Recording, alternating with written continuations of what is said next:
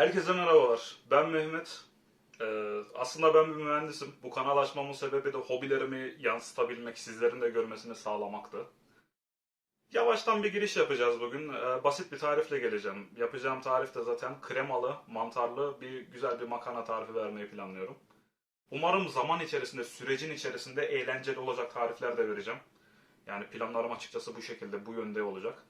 Kanalın ismine gelelim. Onu bir açıklığa kavuşturmak lazım. Kanalın ismi Which One. Which One ne demek? İngilizce bilmeyen arkadaşlarım için söyleyeyim. Which One hangisi demek? Ben size ileriki süreçte iki tane seçenek sunacağım. Bir burada, bir burada. Which One? Hangisini seçersin? Yani hangisini seçerseniz ona göre zaten bir reaksiyon alınacak ve ona göre de bir tarif çıkarılacak ortaya. Format şu anda bu şekilde olacak. Deneyeceğiz. Umarım pişman olmayız. Sizler de benim yanımda olduğunuzu hissettirdiğiniz müddetçe tabii ki de ben bu işi yapmaya devam ederim. İş derken hobiden kastediyorum bu arada. Tabii ki de asıl işim mühendislik benim. Uzatmayalım o zaman, hadi başlayalım derim. İsterseniz şimdi bir de ölçü verelim derim. Yani özellikle bazı arkadaşlar tartıyla çalışmayı sevdikleri için tartı olarak da bir görmüş olurlar. Şöyle yapalım, bir açalım bunu. Darasını da alalım. Tamamdır. Bir küçük boy soğanım var. Neredeyse 50 gram. 3 diş de sarımsağım vardı. 4 gram geliyor zaten. Birkaç tane de mantarım var. Mantarları da ölçelim şöyle. 135 gram diyor. Yeterlidir. 150 gram, 135 gram zaten yeterlidir. Bir de makarnam var elimde. Şöyle makarnamı da bir ölçelim. Neredeyse 135'te çoktu. Zaten amacım buydu. Makarna ve mantarın gramajını neredeyse bir eşitleyelim diye düşünüyordum. Makarna ile mantarın gramajı eşit şu anda. Öncelikle bir tencerenin altını yakalım.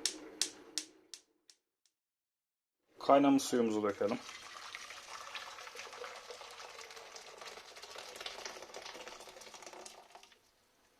Şimdi biraz da tuz dökeceğiz. Ben şöyle bir miktarını görmeniz açısından şöyle yapayım. Bu kadar tuz yeterli açıkçası. Suyu kaynamaya bırakıyoruz. Şöyle bir kaşıkla bir karıştıralım. Tuzunu iyice bir eritelim. Tuzunu erittikten sonra, bakın şu anda zaten en yüksek seviyede. En yüksek seviye almamın sebebi ne? Birazdan makarna girince makarnanın bir soğukluğu olacak. Ben makarnanın soğukluğunu kesinlikle suyu soğutmasını istemiyorum. Su hala kaynasın istiyorum. O yüzden şu anda en yüksek seviyede ocağım. Gittim, makarnamı aldım. Döküyorum makarnamı. Dökemiyorum. Şimdi döküyorum. Makarnamı döktüm. Kameraya da çarptık. Amatörlük işte, ne yaparsınız. Şöyle biraz bir makarnamı karıştırıyorum. Şu anda kaynamasını bekliyorum. Makarna kaynarken biz de isterseniz malzemeleri şöyle bir doğrayalım. Sarımsaklar. Sarımsakları şöyle bir patlatıp aromasını çıkartıyorum öncelikle. Bıçağı şu şekilde koyup avucunuzun içiyle bastırmanız yeterli.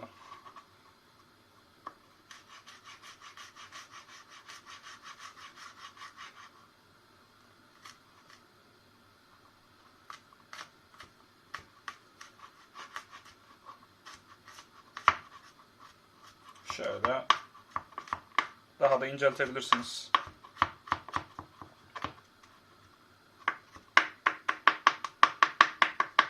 Tamamdır. Bunu şöyle alıyorum. Şimdi soğana gelelim. Soğanın tamamen şu baş kısmı bakın. Şu kısmını görüyor musunuz? Bu kısmını şöyle bir yüzeysel geçiyorum ki soğan doğrarken dağılmasın. Bak.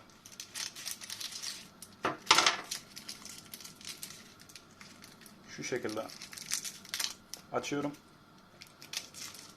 Gördünüz mü?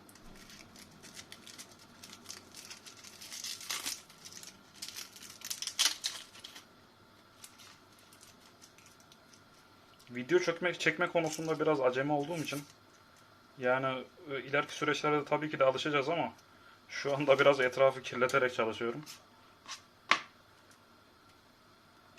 Şöyle şu kısmını alabilirsiniz. Buranın dağılacak bir şey yok zaten. Şöyle temizledim.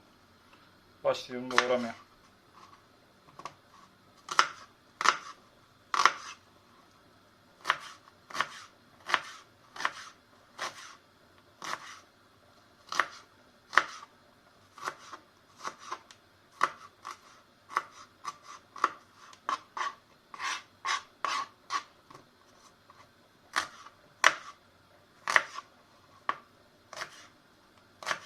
Soğan bu şekilde yaptığınız zaman baş kısmını komple ayırmadığınız zaman çok rahat bir şekilde doğrayabiliyorsunuz. Böyle bir özelliği var soğanın. Soğan da doğramayı sevmem gerçekten. Hep gözlerim yaşardığı için malum. Şimdi mantar konusunda ne yapacağız? Öncelikle mantarı göstereyim ben size. Şu kısmı var ya, baş kısmı. Şunu bir aldım. Mantarı asla yıkamayın. Neden? Mantar yıkanınca süngerimsi bir yapıda olduğu için içerisine bir sürü su çekecektir. Bakın gördünüz mü? Soyuyorum şöyle. Şuradan aldım. Tam burası. Çektim. Aldım, çektim. Bakın bu şekilde soy. Gördünüz mü? Bu şekilde soyarsanız yıkamanıza da gerek kalmaz. Gördünüz mü? Tertemiz mantar. Bu şekilde yapabilirsiniz.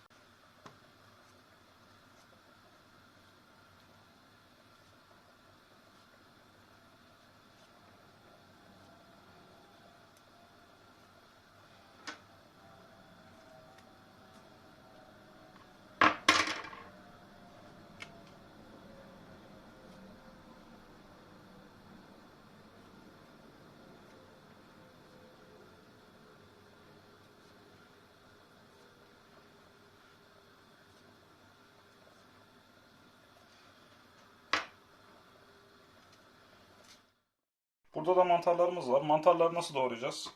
Ben şu şekilde doğramayı istiyorum şu anda. Hafiften şöyle 3 milim kalınlığında falan doğrayıp atıyorum. Şu baş kısımlarını da ikiye bölüp atıyorum. Şöyle. Bakın. 2-3 milim anca.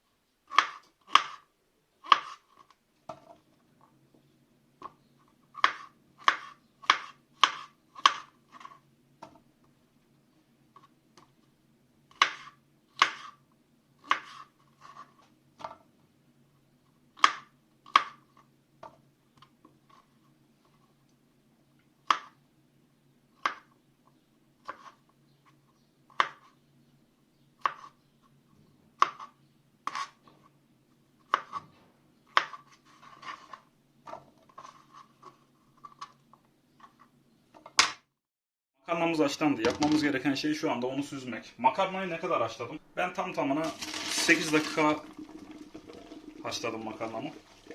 Şöyle iyice bir buharını alayım. 8 dakika pişirmek ne demek makarnayı? Al dente usulü. Al dente mutlaka bir yerlerde duymuşsunuzdur. Al dente nedir? Makarnanın dişe gelen halidir. Makarna dişe geldiği için çok daha lezzetli olur. Yani İtalyanlar da açıkçası böyle yapıyorlar. Dişe gelen makarna şeklinde. Bu şekilde yapmanız sizin için de daha iyi olur. Daha lezzetli bir makarna yemiş olursunuz. Şimdi mantarları doğradıktan sonra sıvı yağımı alıyorum. Şöyle biraz gezdirmeniz yeterli olacaktır. Tencerenin altını açıyorum. Tencere en yüksek ayarda olursa yine çok daha iyi olacak. Çünkü hemen karamelize olmasını istiyorum mantarların. Şimdi neden ilk başta soğanları koymadım? Bazı arkadaşlarımız muhtemelen eleştirecektir. Ben bu tarifi yaparken mantarlarımın daha yumuşak olmasını istiyorum. Soğanlarımın da hafiften dişe gelmesini istiyorum.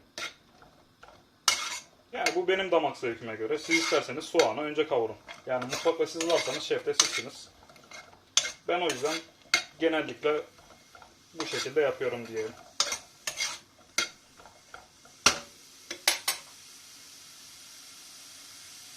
Kavruluyor şu anda mantarlarım.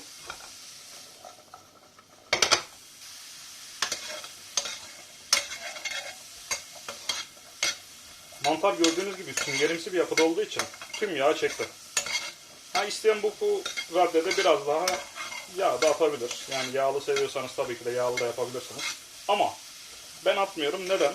Birazdan içerisine krema girecek işin içerisine.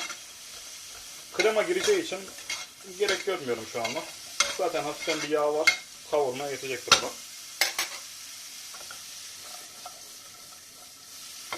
Bir de yağ az olduğu için şimdi dibine tutma meselesi olacak bakın. Dibine tuttuğu zaman karamelize bir yapı ortaya çıkacak. Krema devreye girdiği zaman dibine yapışan mantardır, soğandır, o lezzetleri, karamelize olan lezzetleri daha net bir şekilde tatmanızı sağlayacak. Benim yapmamın sebeplerinden birisi de bu açıkçası. Çünkü hafiften bir yanık karamelize tadı çok seviyorum ben. O olduğu zaman da gerçekten yediğiniz şeyin kıymetini anlayıyorsunuz mu diyeyim artık, ne diyeyim. Daha lezzetli geliyor bana. Mantar hafiften suyunu salmaya başladı bakın. Kendini kaybetmeye başladı zaten. Hafiften sulandı. Daha küçülecektir. Muhtemelen küçülecek. Bakın gördüğünüz gibi yağlarını da salmaya başladı. Salmaya derken çeken yağlar vardı, hatırlıyor musunuz? Mantarın çektiği yağlar. Onlar da gün yüzüne çıkmaya başladı gördüğünüz gibi. Yani yağ aslında yeterliymiş. Bunu anlamış olduk. Şimdi soğan ve sarımsaklarım vardı, hatırlarsınız. Bunları doğramıştık. Bunları da işin içine dahil ediyorum.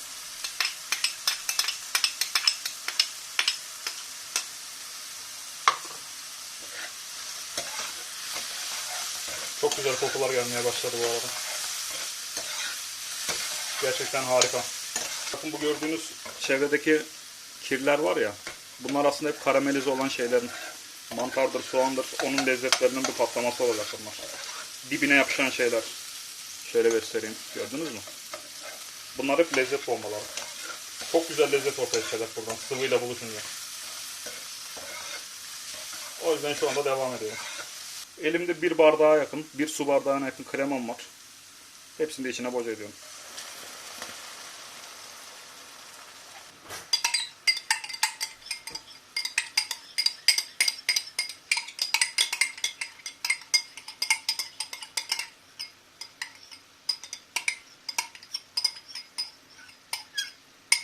Şu şekilde attım hepsini içine. Kremayla da karıştırıyorum. Bakın krema işin içerisine girdikten sonra bu lezzet toplarını şöyle alıyorum çevrelerinden. Çok güzel tat verecek bunlar. Çünkü karamelize olmuş bir lezzet. Karamelize olması ne demek? Açıkçası bütün lezzetin orada toplanması demek. Çünkü suyundan arınmış bir şekilde sadece safi lezzet kalacak orada. Tabii ki de bu benim işime gelir. Aslında şöyle, buna belirli bir derecede parmesan peyniri, kaşar peyniri, mozzarella peyniri gibi peynir ekleyenler de var. Ha, ben peyniri pek tercih etmiyorum açıkçası. Neden? Yani damak zevkime pek uygun değil peynirler. O yüzden ben genelde peynirsiz yapmayı tercih ediyorum bu tür yemekleri. Peyniri sadece açıkçası pizzanın içerisinde, bir de sabah kahvaltısında tüketiyorum. Yani bu tarz yemeklerin içerisinde makarna falan beni pek açmıyor açıkçası peynir. Şimdi işin içerisine biraz tuz atmamız gerekiyor.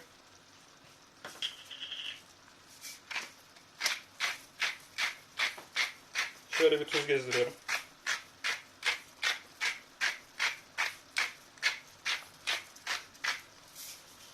Bir de bunu atmamız gereken şey ne biliyor musunuz? Birazcık karabiber çok iyi gidecektir. Çok az. Şöyle. Son ve olmazsa olmaz lezzet. İtalyan mutfağının bir numarası.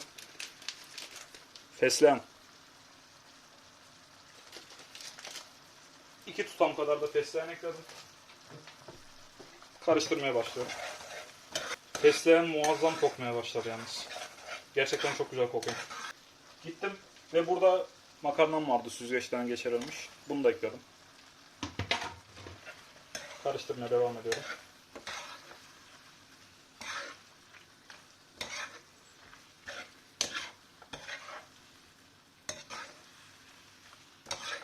Şu lezzetin güzelliğine bakar mısınız? Muazzam bir şey. Çok güzel bir koku var yani, onu anlatamam size öncelikle. Onu da söyleyeyim yani. Yani 135 gram makarna, 135 gram da mantardan şöyle 2 porsiyon çıkar buradan. Yani 3 de zorlasanız çıkar gibi duruyor. Yani 2 porsiyon diyelim. 2 porsiyon yemek çıktı bakın gördüğünüz gibi.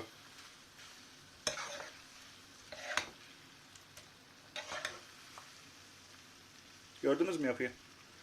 Tam bu şekildeyken altını kapatıyorum artık. Yemeğimiz oldu. 2 dakika falan bir dursun, dinlenmesini istiyorum. Krema bir kendine gelsin, bir kendini toparlasın. Ondan sonra sunuma geçeceğim. Şöyle sunum yapacağım tabağım da hazır. Duman üstünde mis gibi.